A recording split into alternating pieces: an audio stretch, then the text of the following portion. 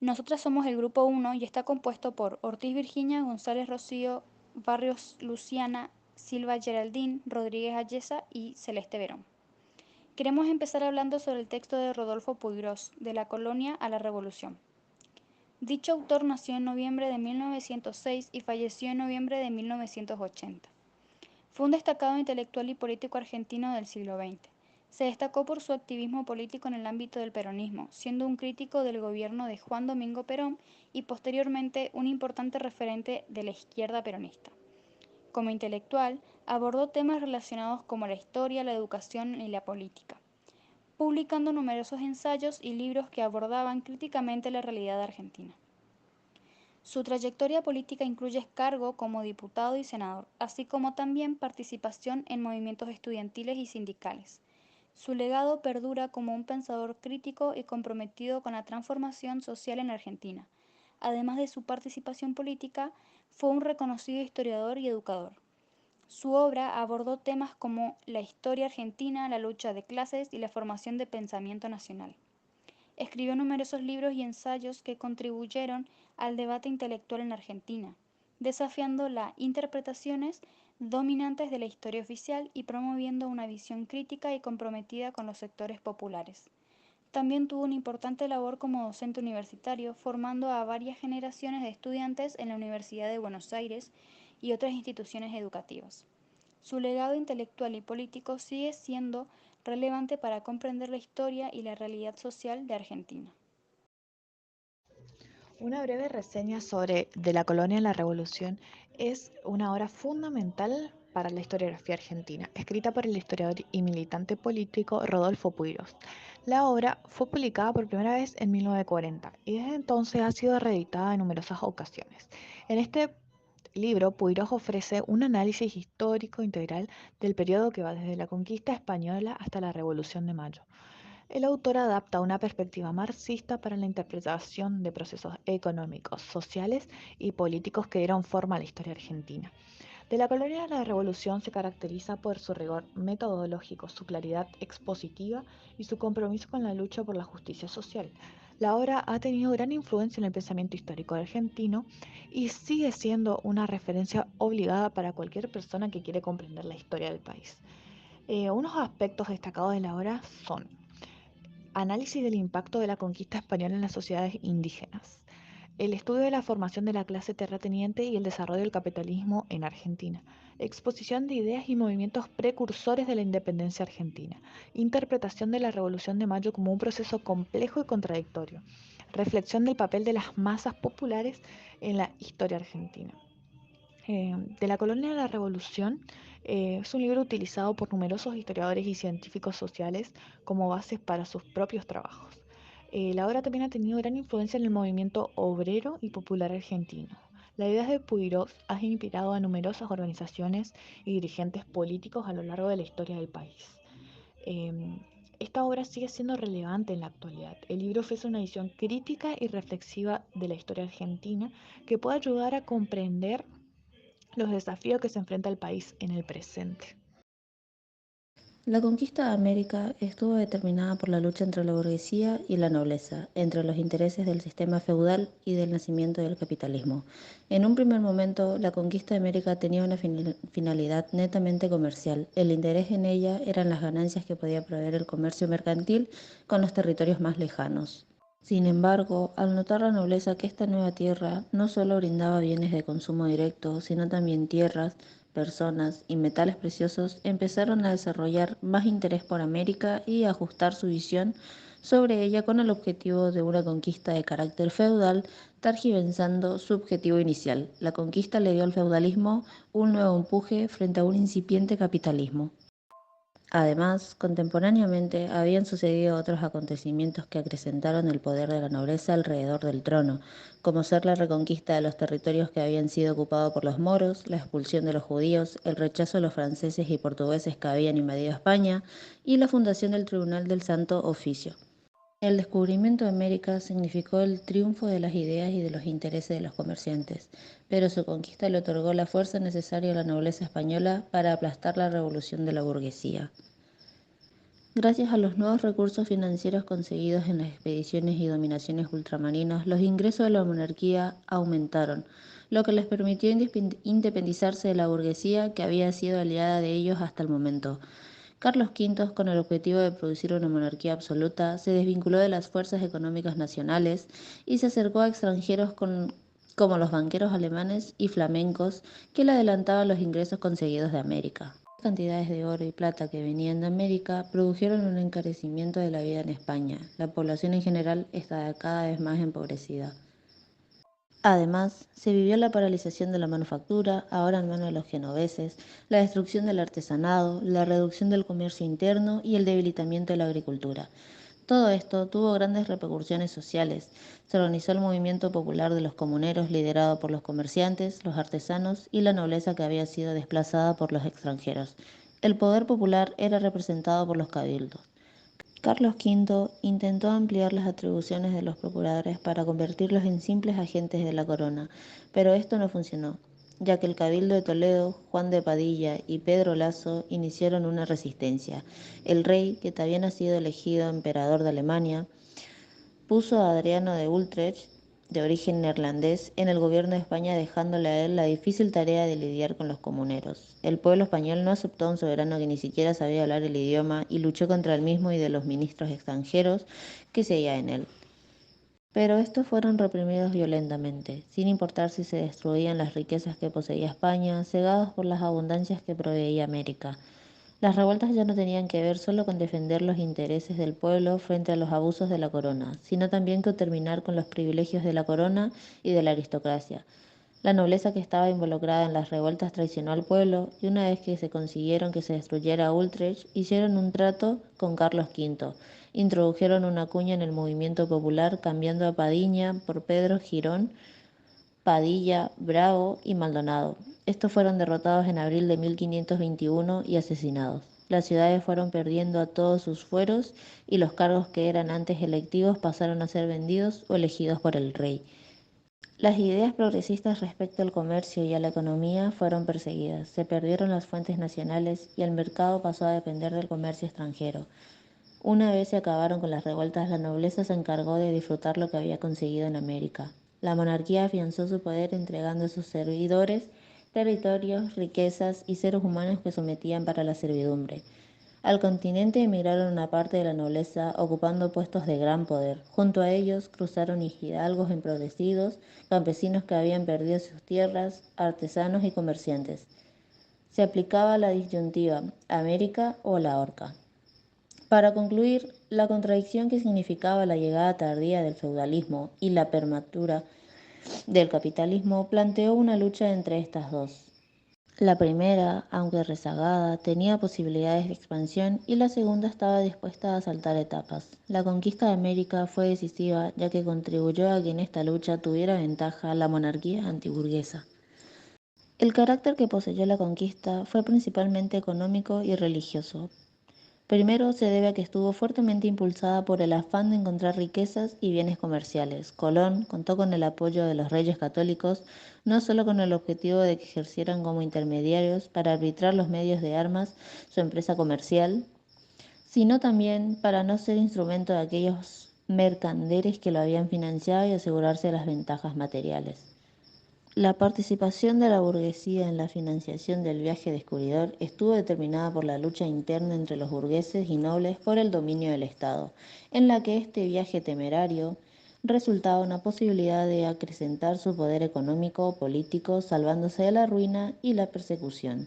Tal como lo dice el autor, el descubrimiento de América fue un triunfo de las ideas y de los intereses de los comerciantes, pero también dio aliento a que la revolución burguesa sea aplastada por la nobleza. Con los nuevos dominios, la monarquía obtuvo los recursos financieros necesarios para independizarse de la burguesía y someterlo a ellos y a los nobles mediante el ataque de sus instituciones políticas, desarrollando así una monarquía absoluta.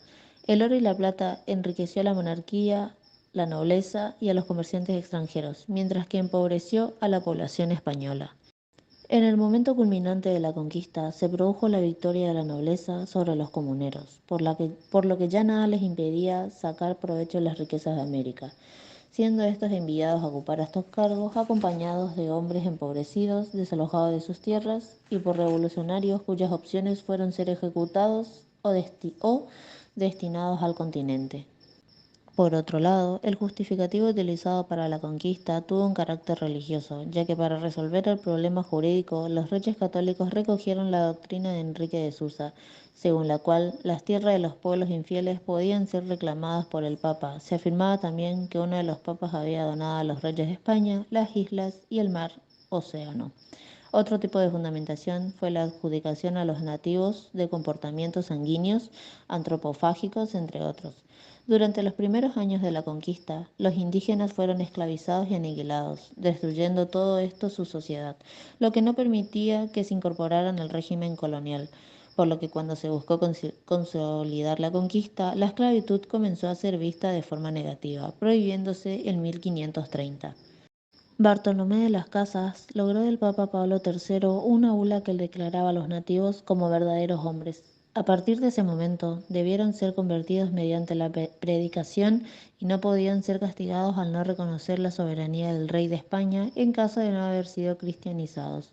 El feudalismo encontró en América muchos nativos que fueron destinados como fuerza de trabajo.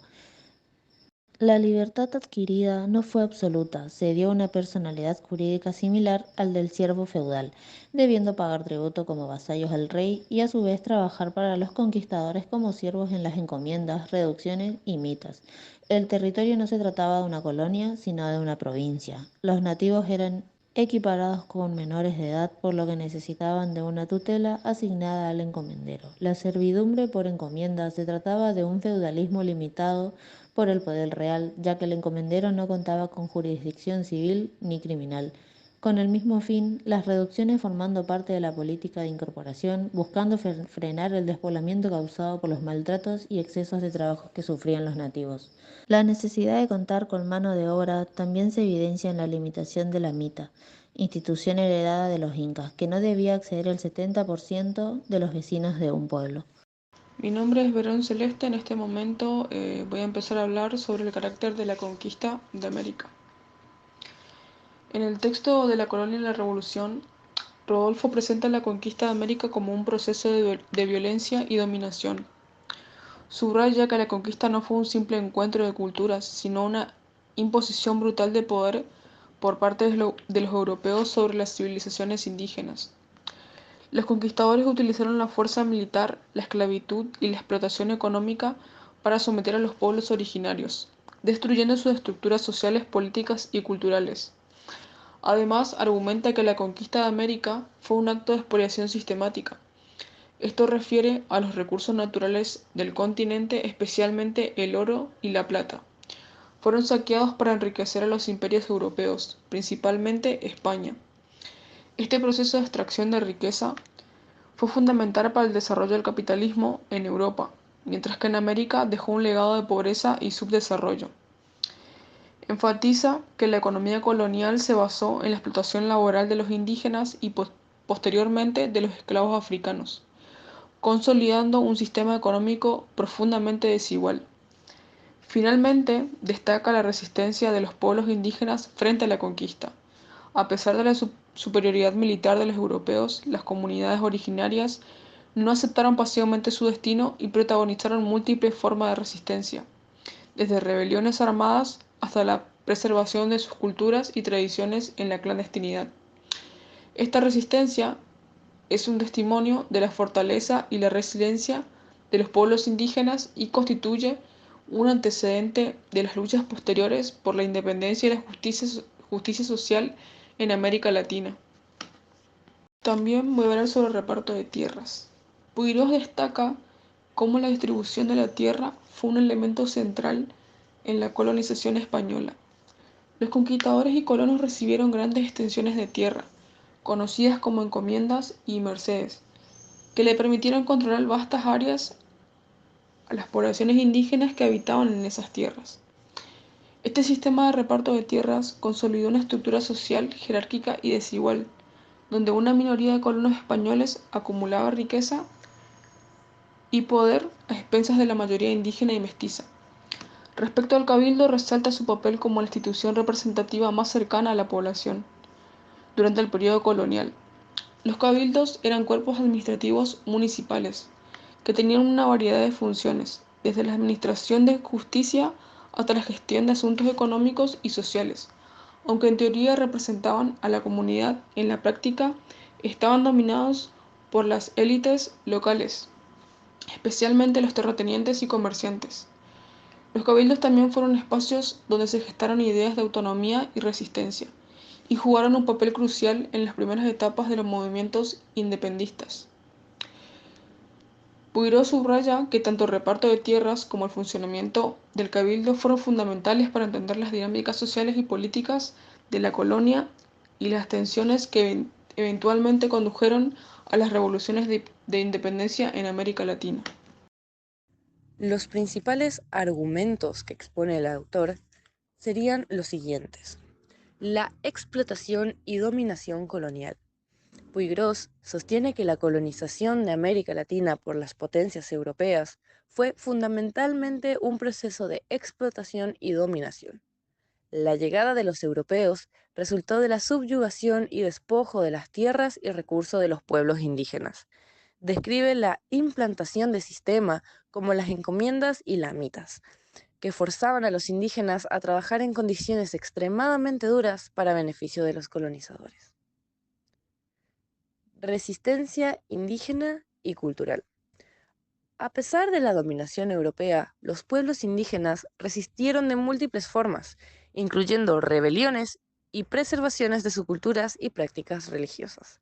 Puigros menciona diversas rebeliones y estrategias de resistencia cultural, destacando cómo la cultura y la religión se convirtieron en formas de resistencia pasivas pero efectivas.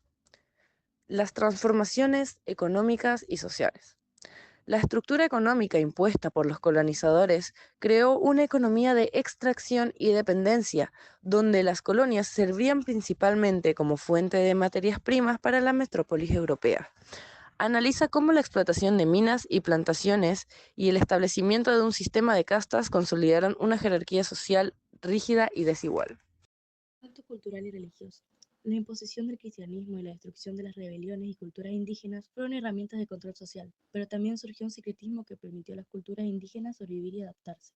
Puigros detalla cómo la evangelización se utilizó para justificar la dominación, pero también las comunidades indígenas lograron preservar y adaptar sus creencias en una forma sincrética. Hacia la revolución. Movimientos precursores de la independencia. Las tensiones sociales y económicas, junto a la influencia de las ideas revolucionarias externas, condujeron al surgimiento de movimientos independentistas que buscaban liberar a América Latina del yugo colonial. Se mencionan figuras y eventos clave que empezaron a cuestionar al orden colonial inspirados por revoluciones estadounidenses y francesas, y cómo estos movimientos fueron creciendo en fuerza y organización. Para concluir, Poirot argumenta que la colonización fue un proceso de explotación y dominación que encontró resistencia tanto activa como pasiva por parte de los pueblos indígenas. Las estructuras económicas y sociales impuestas por los colonizadores crearon una jerarquía rígida y una economía dependiente, pero también sembraron la semilla de los movimientos independentistas, influenciados por las revoluciones externas. La lucha por la preservación cultural y las ideas de la libertad y justicia eventualmente llevaron a la revolución y a la independencia. Como para dar una conclusión final y resumir, el primer capítulo de Rodolfo Puigros proporciona un panorama detallado de cómo el legado colonial de explotación y dominación de América Latina fue a la vez un obstáculo catalizador para los movimientos revolucionarios. Puigros analiza las dinámicas de poder y las luchas sociales que moldearon la historia de la región, enfatizando la interrelación entre la opresión colonial y la emergencia de una conciencia revolucionaria, que busca transformar la realidad social y económica de América Latina.